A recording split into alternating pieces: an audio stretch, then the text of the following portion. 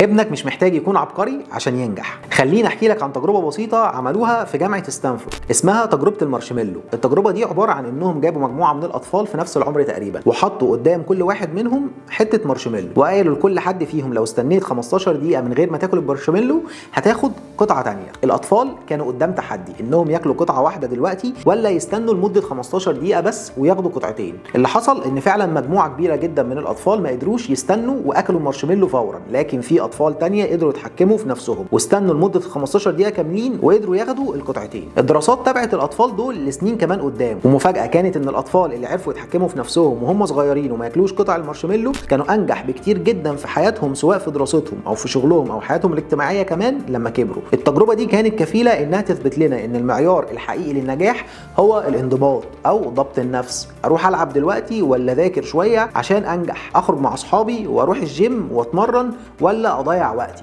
وقيس على ده كل المغريات اللي قدام ابنك وقدامنا احنا كمان. باختصار، ابنك مش محتاج يكون عبقري او عنده موهبه خارقه عشان ينجح. ابنك محتاج يتعلم ازاي يتحكم في ذاته ويسيطر على رغباته ويستنى الوقت المناسب لاختياراته. ساعتها بس ابنك هيقدر يستغل كل الفرص اللي جايه في حياته. وتابعني عشان الكلام ده مهم.